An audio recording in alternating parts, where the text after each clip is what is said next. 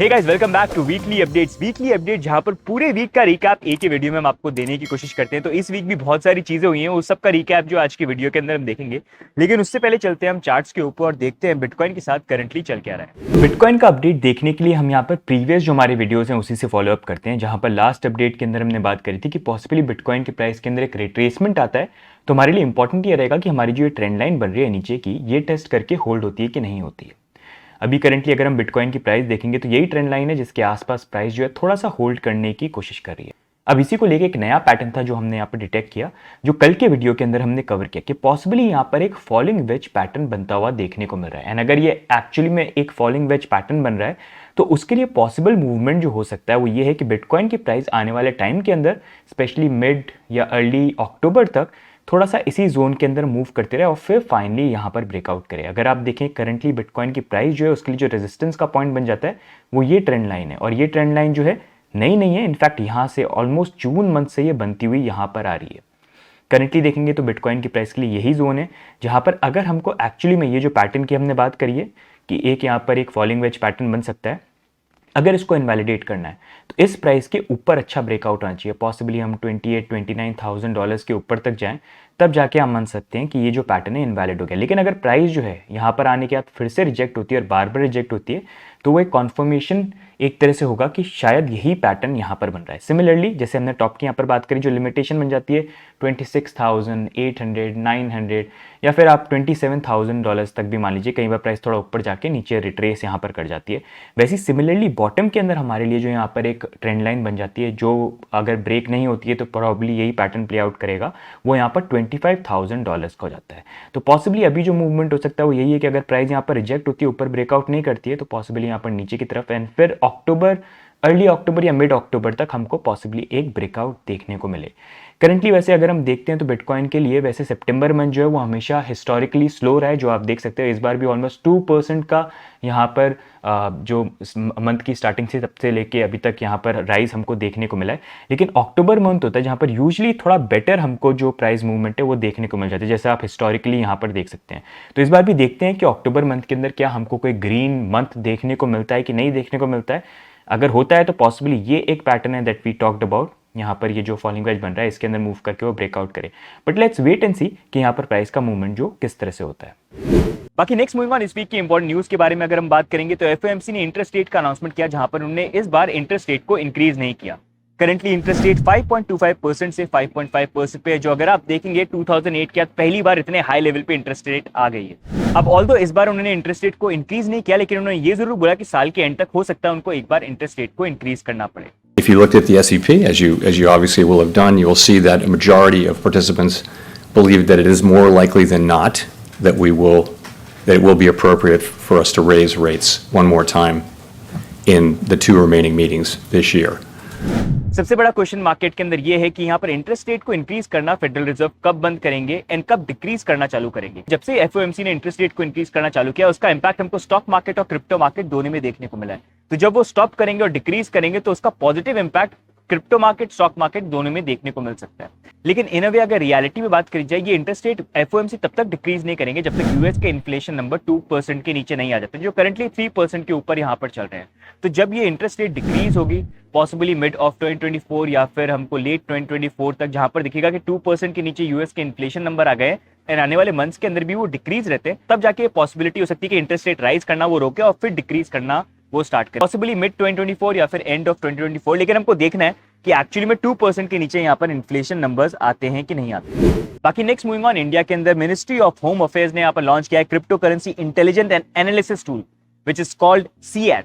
तो CEAT basically एक ऐसा टूल है जो आने वाले टाइम पे सारे एक्सचेंजेस जो उनके साथ वर्क करेगा, सारी रिकॉर्ड कीपिंग यहाँ पर करेगा, सारा डेटा ट्रांजैक्शन गैदर करेगा एंड इन अ वे कोई भी इलीगल या गलत या अनयूजुअल एक्टिविटी हो रही है उसको आइडेंटिफाई करेगा, डिटेक्ट करेगा और अथॉरिटीज को ऑटोमेटिकली यहाँ पर नोटिफाई करेगा। और ये टूल को लॉन्च करना I think it is a very good initiative, क्योंकि अगर आप देखोगे सबसे बड़ा कंप्लेन क्रिप्टो को लेकर हमेशा ये रहता है कि गलत कामों के लिए यहाँ पर यूज होता है, और गलत काम तो हर किसी नई टेक्नोलॉजी के साथ यहाँ पर लोग करने की कोशिश करते हैं, लेकिन उनको रोकने के लिए टूल्स लाना यही तो गवर्नमेंट का काम है, और वही चीज जो है फाइनली यहाँ पर इंडियन गवर्नमेंट भी ले रही है। तो it is a very good thing to see. अब देखना बस ये है कि ऐसे जो ये टूल्स यहाँ पर लॉन्च हो रहे हैं वैसे ही यहाँ पर इंडिया के अंदर पॉजिटिव अच्छे रेगुलेशन भी आ जाए तो और ही यहाँ पर बात हो। But let's see in a way this is a very progressive step and gives an idea कि अब क्रिप्टो जो है which was in one time considered कि इंडिया में तो बहुत गलत काम है भाई, बैन करो, सबको जेल के अंदर डालो, 10 साल की जेल दो उनको, उससे चेंज करके अब कहीं ना कहीं पॉजिटिव रेगुलेशन कहीं ना कहीं हमको देखने को मिलेगा। लेकिन थोड़ा टाइम तो अभी भी यहाँ पर लगेगा, इतना जल्दी भी यहाँ पर होने वाला नहीं है। आप लोग रोना बंद कीजिए।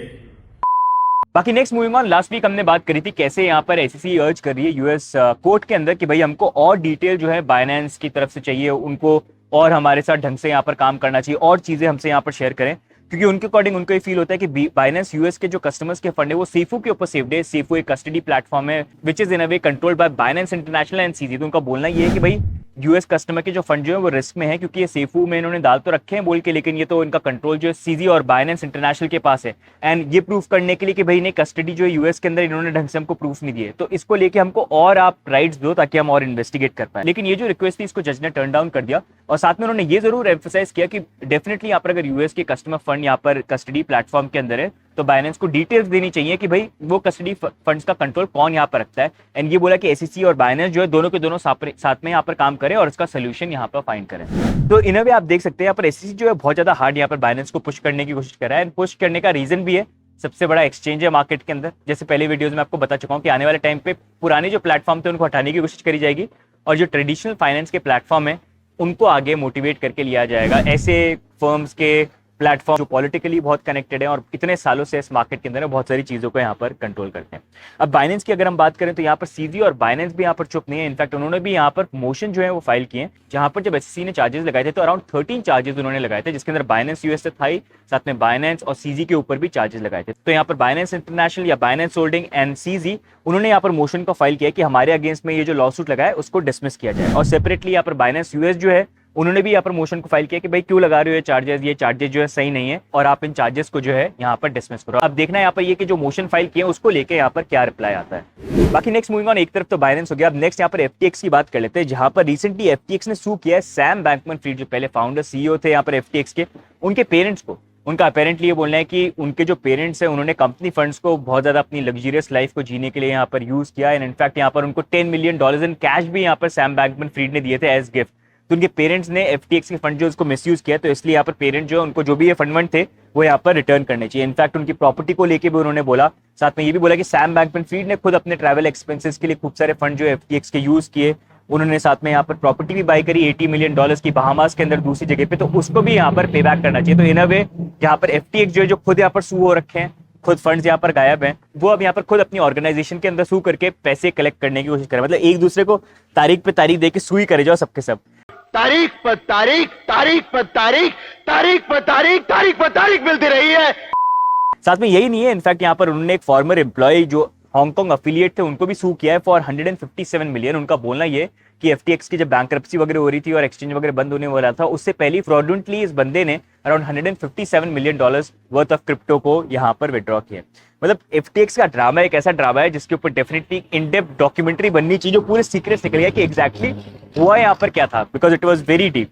बट लेट्स सी अब ये पूरा जो ड्रामा है किस तरह से आने वाले टाइम के अंदर अनफोल्ड होता है। अब ये तो ड्रामा की बात हो गई, अब नेक्स्ट मूवी हम बात करते हैं कि भाई कैसे, जैसे मैं बोलता रहता हूँ कि कैसे आने वाले टाइम पे इंस्टीट्यूशन जो है वो क्रिप्टो के अंदर एंटर करेंगे। वो इंस्टीट्यूशन जो क्रिप्टो को देखना भी पसंद नहीं करते थे और उसकी बुराई करते थे, वो आप देख सकते हो यूएस में तो हो ही रहा है चेंज, वही चीज यूरोप में भी हो रही है और वही चीज अगर आप देखोगे जापान में भी इतने टाइम से होती आ रही है और आगे यहाँ पर बढ़ रही है। मतलब ये ऐसी चीज नहीं है कि सिर्फ एक कंट्री में हो रही है। और उसी को लेकर रिसेंटली जापान के अंदर 500 बिलियन की जापानीज फाइनेंशियल जायंट नोमोरू, उनका एक डिजिटल एसेट सब्सिडरी है, उन्होंने यहाँ पर लॉन्च किया है एक बिटकॉइन फंड इंस्टीट्यूशंस को फोकस करके।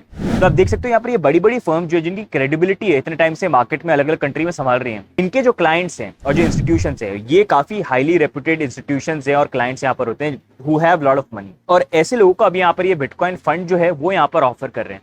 तो in a way it gives an idea कि आने वाले टाइम पे हम किस तरफ जा रहे हैं। ऐसी फर्म जो पहले सोचती भी नहीं थी कि हम बिटकॉइन ऑफर करेंगे अपने क्लाइंट्स को, जो हमारे प्रीमियम क्लाइंट्स हैं जो इतना पैसा होल्ड करते हैं, आज के डेट में उनको ऑफर कर रहे हैं। So in a way this is happening and this is not just Japan या US, it's happening everywhere in the world except India, जो I think आने वाले टाइम पे भी कहीं ना कहीं हो जाएगा। बस ज्यादा लेट जो है वो यहाँ पर नहीं हो जाए। बाकी नेक्स्ट मूविंग ऑन अगर हम बात करेंगे तो रिसेंटली बायबिट, हमारा नूबड़ा एक्सचेंज, उन्होंने यहाँ पर सस्पेंड कर दिया अपनी सर्विसेज यूके के अंदर, और उसका रीजन ये था कि यहाँ पर बायबिट रजिस्टर्ड नहीं है यूके के FCA जो रेगुलेटरी अथॉरिटी है उनके साथ फॉर क्रिप्टो एडवर्टाइजिंग कंप्लायंस। और 8 अक्टूबर से एक्जिस्टिंग कस्टमर्स और फंड्स अपने अकाउंट पे ऐड नहीं कर पाएंगे और साथ में कॉन्ट्रैक्ट्स को भी यहाँ पर बाय नहीं कर पाएंगे। लेकिन अगर उनको फंड्स को विड्रॉ करना है तो वो डेफिनेटली कर सकते हैं इस डेट के बाद में भी, और अपना कॉन्ट्रैक्ट साइज भी अगर उनको रिड्यूस करना है जो पहले से कॉन्ट्रैक्ट चल रहे हैं तो वो भी चीज कर सकते हैं। अब ये यूके एंड यूएस के अंदर जो चीजें हो रही है ना, जहां पर आप देख सकते हो एक्सचेंजेस जो है ना वो अभी अपनी सर्विसेज को बंद कर रहे हैं जब तक उनको यहाँ पर एक तरह से लाइसेंसेज नहीं मिल जाते जो आने वाले टाइम पे शायद वो लेंगे। वो आई थिंक आने वाले टाइम पे इंडिया के अंदर भी हमको देखने को मिल सकती है, क्योंकि अभी इंडिया के अंदर भी बहुत सारी चीजों को लेके क्लैरिटी नहीं है। एंड आई थिंक बहुत सारे इंटरनेशनल एक्सचेंजेस जो है इंडिया के अंदर वर्क करते हैं, तो आई थिंक आने वाले टाइम पे ये होगा जो अभी, क्योंकि जो भी चीजें हमको यूएस, यूरोप, जापान में होते हुए देखने को मिली है ना, वो in the end eventually India के अंदर भी होती है। एंड क्रिप्टो के लिए के अंदर भी बहुत सारी चीजें ऐसे मैच कर रही है। तो जब ये चीजें बाकी जगह हो रही है, हाईली फील कि आने वाले टाइम के अंदर इंडिया के अंदर भी हमको ऐसी चीजें जो है वो देखने को मिल सकती है। बाकी नेक्स्ट मूविंग ऑन हम यहाँ पर बात करते हैं ग्रे स्केल की, जिनका खुद का लॉ सूट चल रहा है यहाँ पर SEC के अगेंस्ट में। ग्रे स्केल की खुद के GBTC शेयर जिसको वो कन्वर्ट करना चाहते हैं एक बिटकॉइन स्पॉट ETF के अंदर, तो उन्होंने अब यहाँ पर इथेरियम के फ्यूचर ETF के लिए भी फाइलिंग कर ली है। अगर आप देखेंगे बिटकॉइन के फ्यूचर ETF तो ऑलरेडी लॉन्च हो चुके हैं, बहुत सारे फर्म्स ने लॉन्च किए, एंड अब रिसेंटली बहुत सारी फर्म्स है जो इथेरियम के फ्यूचर्स के लिए भी अप्लाई कर रहे हैं। तो यहाँ पर ग्रे स्केल ने भी उस रेस को ज्वाइन कर लिया, एंड पॉसिबली इथेरियम के जो फ्यूचर्स हैं आई थिंक आने वाले टाइम पे पॉसिबली 2024 मिड या उसके एंड तक जो है यहाँ पर अप्रूव हो सकते हैं। लेकिन सबसे बड़ा क्वेश्चन यहाँ पर ये है कि बिटकॉइन के स्पॉट ETF जो वो कब होते हैं, वो भी हो सकता है मिड 2024, मतलब अगर तभी सब कुछ एकदम से हो जाए, ये सारी चीजें जो है सब कुछ सॉल्व यहाँ पर हो जाए, रेगुलेशन आ जाए बढ़िया, सब कुछ एक्सेप्टेंस आ जाए, इंडिया के अंदर भी इलेक्शन आ रहे हैं, सब कुछ अलाउ कर देगी, हाँ भाई क्रिप्टो करके तुम कर सकते हो, गाइडलाइंस वगैरह आ जाए, ETF अप्रूव हो जाए, साथ में यहाँ पर क्या बोलते हैं बिटकॉइन हाविंग में, यार ये सारी चीजें एक ही साथ हो जाए तो कितनी अच्छी बात है।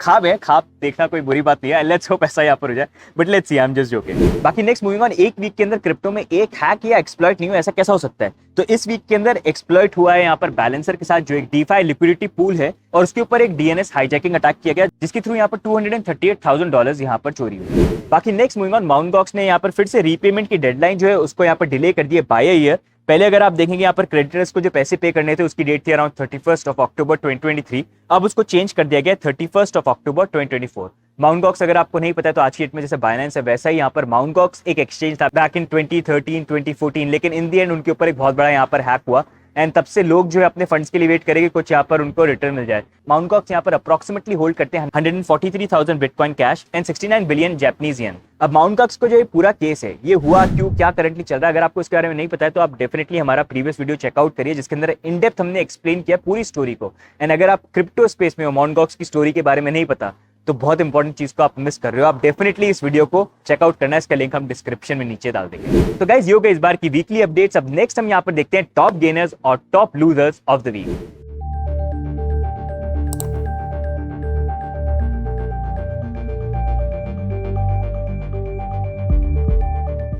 अब नेक्स्ट मूविंग ऑन हम देखते हैं fun fact of the week. तो इस बार का फन फैक्ट जो बड़ा फन है, जहां पर अगर आप देखोगे यूएस के एक सेनेटर है बॉब मेनेंडेस, जिन्होंने 2022 के अंदर यहाँ पर एल सल्वाडोर ने अनाउंस किया कि हम बिटकॉइन का अडॉप्शन यहाँ पर कर रहे हैं, लीगल टेंडर की तरह आप यूज कर सकते हो। तो उन्होंने यहाँ पर ये बोला कि ये जो स्टेप है बहुत गलत है जो एल सल्वाडोर यहाँ पर ले रहा है। उन्होंने ये बोला कि ये स्टेप लेने के बाद एल सल्वाडोर के अंदर यहाँ पर मनी लॉन्ड्रिंग और करप्शन जो है वो और ज्यादा यहाँ पर बढ़ जाएगा। ये चीज इन्होंने बोली थी 2022 के अंदर, लेकिन अब हम आ जाते हैं 2023 के अंदर, जहां पर ये जो खुद सेनेटर है जिन्होंने ये बात बोली थी करप्शन की, उनके ऊपर खुद यहाँ पर करप्शन का चार्ज लगा दिया यूएस गवर्नमेंट ने, जहां पर उन्होंने बोला कि इन्होंने यहाँ पर ब्राइब ली थी around 81.5 ounce of gold bars which is approximately $155,000, और साथ में इनके घर से अराउंड $480,000 हिडन कैश भी यहाँ पर पाए गए। तो देखो खुद ही यहाँ पर क्रिटिसाइज करते थे बिटकॉइन को लेके, करप्शन बढ़ेगा, लॉन्ड्रिंग होगी, और खुद छुप छुप के यहाँ पर जो है करप्शन ब्राइब वगैरह जो है खुद ही यहाँ पर वो कर रहे थे। बताओ, डबल स्टैंडर्ड्स, नॉटी बॉय। तो गाइस ये हो गया इस बार की वीकली अपडेट्स। अगर आपको ये वीकली अपडेट्स अच्छे लग रहे हैं तो वीडियो को जरूर लाइक करिए, चैनल पे भी सब्सक्राइब करिए। बाकी आपके क्या व्यू पॉइंट्स है पूरे मार्केट को लेके, do let us know in the comments. बाकी मिलेंगे हम नेक्स्ट अपडेट के अंदर, तब तक के लिए bye and take care, see you guys, bye bye.